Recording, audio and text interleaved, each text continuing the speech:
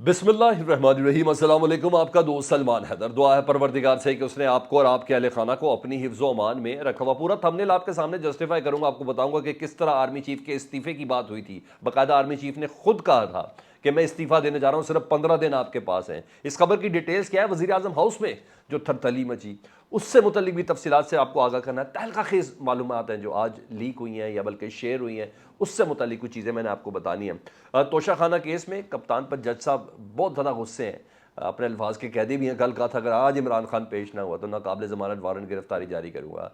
आज रिक्वेस्ट भी कर रहे हैं, पाबंद भी कर रहे हैं, वकला से कमिटमेंट्स भी ले रहे हैं। सारी चीज़ें कुछ आपके सामने रखनी है। आर्मी एक्ट जिससे मुतलिक मैंने आपको सुबह बताया था कि ये बाकायदा तौर पर इस पर जब इसकी तफसील सामने आएगी तो तब पता चलेगा जी सेनेट से मंजूर हो गया, कल काबीना ने मंजूर किया और सिर्फ इमरान खान साहब के गिर्द घूमने वाले तमाम अफराद या उन तमाम चीज़ों को लेके आर्मी एक्ट के अंदर 1923 का कानून जो तब्दील किया गया है उसकी कुछ तफसीलात आपको बताना है।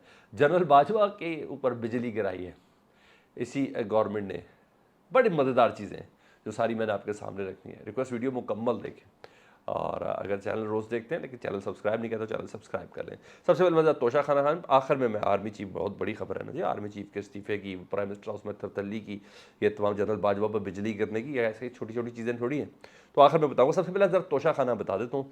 तोशा खाना केस में अहम समात हुई थी और बहुत से लोग उम्मीद लगाए बैठे थे कि आज इमरान खान साहब ने आना है, 342 का बयान रिकॉर्ड कराना है, इमरान खान साहब पेश होंगे, उसके बाद 31 जुलाई तक इस केस का फैसला भी तोशा खाना का हो जाएगा। कुछ टाउट किस्म के साफियों ने जज से पहले ही इसका फैसला भी दे चुके हैं ना। हम तो सिर्फ वही कहते हैं कि हो सकता है, हो सकता है, लेकिन बहरहाल वो फैसला भी दे चुके थे। उन्होंने कहा था कि जी 342 का बयान ना बहुत अहम है। जिस तरह फ़र्द जुर्म आयद करते हुए मुलजिम का सामने होना ज़रूरी है, तो 342 का बयान जिसमें जज खुद जरा करता है, खुद सवाल जवाब करता है मुलजिम से, वो बहुत है और उसका इमरान खान साहब को उधर होना बहुत ज़रूरी है। उसके बगैर मामला आगे बढ़ ही नहीं सकता, यानी जस्ट एक बाइंडिंग लग जाती है। और मीनवाइल इमरान खान साहब का पेश होना बहुत ज़रूरी था। और मीनवाइल जज हुमायूं दिलावर साहब जो है वो कमिटमेंट्स भी ले रहे थे वकला से। जारी बात मैंने आपको बताया कि अल्फाज के कैदी हैं। कल उन्होंने कहा था कि अगर आज इमरान खान ना आए तो नाकाबिल ज़मानत वारंट गिरफ्तारी जारी करूँगा। तो आज इमरान खान साहब पेश नहीं हुए। जज साहब को बहुत गुस्सा चढ़ा जी, और गुस्सा बहुत ज़्यादा था। और फिर वकला ने आज भी उनके आर्जी से इस्तना की बात की, तो उन्होंने कहा ऐसा कहते हैं पीर तक की कमिटमेंट मुझे दें कि आपके मौके इमरान खान साहब पीर को पेश होंगे मेरे पास अदालत में। तो मगर वकला ने वादा नहीं किया, कोई कमिटमेंट उन्होंने इस किस्म की नहीं की। क्योंकि उधर सर कैसी बात कर रहे हैं, इधर इमरान खान साहब के ऊपर पूरी फील्डिंग खड़ी की हुई है, जज साहब के ऊपर पूरा सबको समझ नहीं आ रहा। जज साहब के अल्फाज, जज साहब की बातें, जज साहब के रिमार्क्स, शटअप यू शटअप, वकीलों के साथ इस तरह की बातें चल रही हैं जिस तरीके से उन्होंने पहिए क्या बिजली लगा दी है इस केस के अंदर। सबको पता है कि इमरान खान साहब को उसमें फिक्स करने का पूरा प्लान है और किस तरीके से प्लान है। तो फिर इमरान खान साहब ने भी तो इसी सिलसिले में सुप्रीम कोर्ट गए थे ना, जिस सुप्रीम कोर्ट ने जो डायरेक्शन इस्लामाबाद हाई कोर्ट को दी है। तो इस्लामाबाद हाई कोर्ट में ये केस लगा, इस्लामाबाद हाई कोर्ट ने फैसला करना, तो ये सारे हुमायूं दिलावर साहब बैठ जाएंगे। तो कमिटमेंट कोई नहीं दी, तो यहाँ तक तो चल रहा है। और दूसरी तरफ आज इस्लामाबाद हाई कोर्ट में सुप्रीम कोर्ट के अहकामात की रोशनी में इमरान खान साहब के केस की समाअत थी तोशा खाना के हवाले से। और जब इस्लामाबाद हाई कोर्ट में इस केस की समाअत का आगाज़ हुआ तो chief justice Islamabad high court Aamir Farooq साहब ने कहा कि हमें कल जो सुप्रीम कोर्ट की केस की जो समाअत हुई है इस केस में, और उसका जो तहरीरी फैसला है, ऑर्डर, वो अभी तक मुझे नहीं मिला। तो जब ऑर्डर नहीं मिला तो वकला ये कह रहे थे कि स्टे दे दें। मैंने कहा मैं स्टे अभी नहीं दे सकता, मुझे तहरीरी ऑर्डर नहीं मिला, ऐसा कहते थोड़ा और इंतज़ार कर लेते हैं। तो कल से छुट्टियाँ 9-10 मुहर्रम की, और उसके बाद जुम्मा इतवार है, और फिर पीर के दिन अदालत खुलेगी। तो इस्लामाबाद हाई कोर्ट ने आज दोपहर 2 बजे तक, जब तक मैं आपसे बात करूँ 2 बजने वाले हैं, तो मुलतवी कर दिया समात। और तहरीर हुक्मनामा ना आने तक उन्होंने कहा हम ज़रा वेट कर लेते हैं। वकला को स्टे उन्होंने नहीं दिया कि जैसे तहरीर हुक्मनामा हो तो फिर इस्लामाबाद हाई कोर्ट स्टार्ट अपना काम करेगी। तो इधर तो ये इस केस की सेंसिटिविटी ये थी। अब आ जाओ पहले मैं ऑफिशियल सीक्रेट एक्ट के तहत। सुबह मैंने आपको बताया था ऑफिशियल सीक्रेट एक्ट के हवाले से, और मैं आपको बताया था कि इमरान खान साहब के लिए 1923 का कानून तब्दील किया जा रहा है। और जो तब्दीली है, मैंने कहा था जब उसके फैक्ट्स एंड फिगर सामने आएंगे ना तब ज़्यादा मज़ा आएगा। और वो मीडिया के साथ पहले शेयर नहीं किए गए थे, अब हो गए जी शेयर, और मज़ीद तफसीलात सामने आई हैं। मैंने बोला कल काबीना से मंजूर कर लिया गया था, आज सेनेट से मंजूर किया गया है। सरकारी हैसियत में मुल्क की सलामती और मुफाद में हासिल मालूमात में गैर मजाज इंकशाफ पर 5 साल कैद होगी। ठीक है, ये नहीं साहब सब इन्होंने बीच में डाला है, उन्होंने कहा 5 साल कैद होगी। ठीक है जी, आर्मी चीफ या बाइख्तियार शख्स की इजाज़त से अगर कोई इंकशाफ करे तो उसको सज़ा नहीं मिलेगी। ठीक है, ये भी समझ आ गई।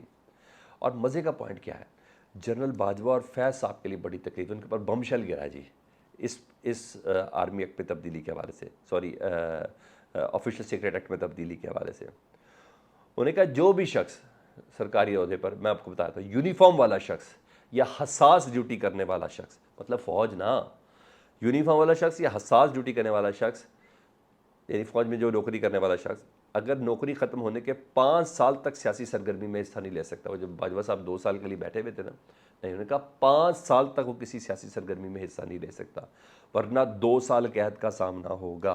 तो जनरल बाजवा, और मैं थोड़ा सा नॉर्मल करने के लिए वीलॉग को जनरल फैज़ भी कर देता हूँ ना, तो जनरल बाजवा जनरल फैज़ 2027 तक सियासत से मुकम्मल आउट है। तो इस प्लानिंग के साथ ये सारा ऑफिशियल सीक्रेट एक्ट में तब्दीली की गई है। अच्छा, एक पॉइंट सहाफ़ियों के लिए भी है, और मैंने बोला ये सारे इमरान खान के गिर्द घूम रही सारी चीज़ें। वो सहाफ़ियों के लिए, वो शख्स, कोई भी शख्स, कोई व्लॉगर हो सकता है, कोई यूट्यूबर हो सकता है, कोई ट्विटर हैंडलर हो सकता है, कोई टिकटॉकर हो सकता है, कोई भी हो सकता है, उन्होंने कहा कोई भी शख्स या सहाफ़ी जो फ़ौज को बदनाम करे उसके ऊपर आर्मी एक्ट के तहत कार्रवाई होगी और 2 साल कैद और जुर्माना होगा। यानी अब आप सारे ईजी हो जाए, ठीक है जी, उसके ऊपर इस तहत कार्रवाई होगी। तो ये एक बड़ी ज़बरदस्त, हाँ हुआ बिल सेनेट से मंजूर हुआ, मगर रज़ा रब्बानी साहब पीपल्स पार्टी के, उन्होंने कहा भाई इतनी जल्दी गर्मी क्या है, सुबह तो हमें बिल मिला है, तो इस पर थोड़ा पढ़ने तो दें, समझने तो दें, इसको ऐसा करें इस बिल को कमेटी पे भेजें, सेनेट की कमेटी के ऊपर भेजें, कैमरा कमेटी पर। तो उन्होंने कहा नहीं नहीं नहीं नहीं, आज ही करना है। उन्होंने बिल्कुल इख्तलाफ नहीं माना उनका, और आज बिल सेनेट से भी पास कर लिया गया है ऑफिशियल सीक्रेट एक्ट का। ठीक है जी, आर्मी चीफ और किसी मजाज शख्स से पूछ के अगर आप कोई राज अफशा कर दे तो वो राज अफशा पे कोई सज़ा नहीं है, अदरवाइज़ कोई नहीं कर सकता। तो ये चीज़ अब देखते हैं इसमें किस तरीके से अंदर दाखिल करते हैं इस कानून के अंदर, तो इस एक्ट के अंदर, तो डेफिनेटली ये तो हमें आगे चल के पता चलेगा जी। अच्छा जी, यानी रज़ा रब्बानी से नहीं, पीपल्स पार्टी के एक्सक्यूज़ भी नहीं, ये भी खाना पूरी होती है, क्या हो गया, इनके पे गोल बहुत बड़े हैं, ये सब चीज़ें होती हैं। और सर जिस स्पीड से, तो आप ये देखें कितनी तेज़ी से ये सारा काम हो रहा है, स्टिक डंडा कितना तगड़ा जी इनके लिए, करो ये जल्दी से, ये बिल पास होना है, ये चीज़ें कर लो भाई, यही तो करें। निगरान वज़ीर आज़म की इख्तियारात में इजाफा, ये ऑफिशियल सीक्रेट है, ये सब आपको छोटी चीज़ें नज़र आ रही हैं। ये मीडिया के ऊपर कदगदे और पाबंदी है, ये आपको छोटी चीज़ें नज़र आ रही हैं। ये 20-15 दिन की हुकूमत की ये डोमेन है, उसका क्या जाता है, वो सारा पाकिस्तान छोड़ के या लैपटॉप दे रहे हैं, और इतने के लैपटॉप नहीं दे रहे हैं जितने की एडवर्टीजमेंट हो रही है। कभी देखा था इमरान खान साहब किस तरह की कंपेन, कभी पीटीआई की देखी हो तो मुझे आपने ज़रूर बताना है। ये सब यही होता है। सबसे बेहतर सूबा सिंध चल रहा है, कोई जाओ सिंध के अंदर जाके देख लो, यार पीपल्स पार्टी और नून लीग करते हैं। और मेरे दोस्त कहते हैं यार इलेक्शन के दिनों के आखिरी दिनों में ये होता है, तो अपनी जेब से दो ना भाई ये इश्तिहार मेरे पैसे से क्यों दे रहे हैं। इतने का लैपटॉप नहीं बेचा जितने का इन्होंने इश्तिहार भेज दिया। और मीडिया हाउसेस को भी तो खुश रखना है ना सर, उनकी जेब में पैसा जाएगा तो ये मदासराई करेंगे ना, तो ये सब चीज़ें। तो बहरहाल मैंने आपको बताया कि इनका ये वाला था। अब एकदम दूध और शहद की नहरें बहना शुरू हो गई पाकिस्तान के अंदर, और फिर किस तरह पूरी एक्टिंग के साथ ये विंडो बन रही है, यूँ रुक रही है, ये खुल लीजिए, IT में बहुत बड़ा इनकलाब आ रहा है, ये सब चीज़ें हो रही हैं। वहाँ उनके हाथों दिलवाया जा रहा है, यहाँ उनके हाथ, यानी घरों की चाबियाँ सिंध में प्राइम मिनिस्टर के हाथों दिलवाई जा रही हैं, और पंजाब में लैपटॉप जो हैं वो इनके लोगों से दिलवाए जा रहे हैं। सर ये है ज़बरदस्त मामला। अच्छा, अब आगे आ जाऊँ, वो सेम पेज था ना इमरान खान साहब को जनरल बाजवा साहब का, वो फटा कैसे है, उसके फटने की वजूहत सामने आ गई। बड़ी तहलका खेज स्टोरी है जी, और एक्सप्रेस ट्रिब्यून की स्टोरी है, कामरान यूसुफ साहब ने दी है जी।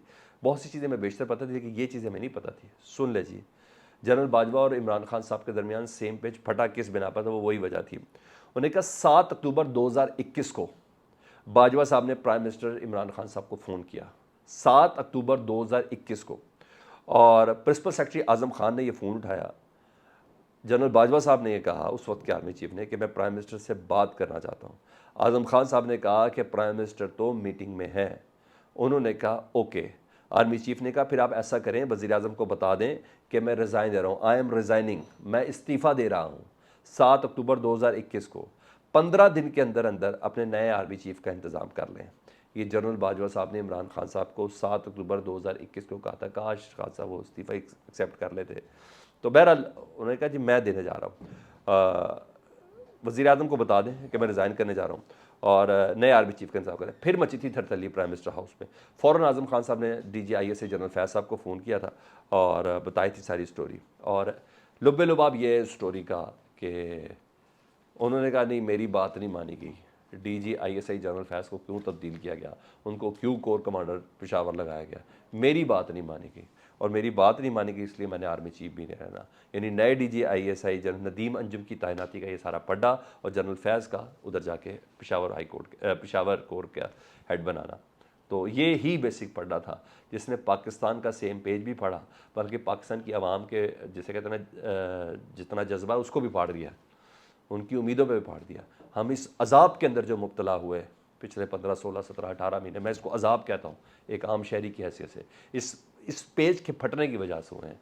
सिर्फ एक तैनाती थी। मुझे नहीं पता कि ये इमरान खान साहब की बेवकूफ़ी थी, मुझे नहीं पता कि आर्मी चीफ की इज़्ज़त नफ्स मजरू हुई थी, मुझे नहीं पता, लेकिन बेड़ा गर्क कर दिया इस मुल्क की इकॉनमी का, इस मुल्क के गरीब अवाम का, इस मुल्क के लंगर खानों का, इस मुल्क के सेहत कार्ड का, इस मुल्क में जो जो फलाह का काम हो रहा था सब का बेड़ा गर्क कर दिया। इस मुल्क को लगता है सिर्फ लैपटॉप की ज़रूरत है, इस मुल्क को लगता है कि सिर्फ और सिर्फ एडवर्टीजमेंट की ज़रूरत है। मुझे इसके अलावा कुछ नहीं लगता। ये सेम पेज फटा पाकिस्तान की आवाम का, मैं कहता हूँ कि बेड़ा गर्क हुआ है इन 15, 16, 17 महीनों के अंदर। कानून साजियों से अंदाज़ा लगा लें कि पाकिस्तान के इनकी नज़र में बुनियादी मसाइल क्या हैं और असल मसाइल क्या हैं। इसका फैसला आप खुद कर दें, मुझे कमेंट सेक्शन में ज़रूर बताइएगा। अपना बहुत ज़्यादा ख्याल रखें। अल्लाहुम्मा सल्ली अला मुहम्मदिन व आले मुहम्मद।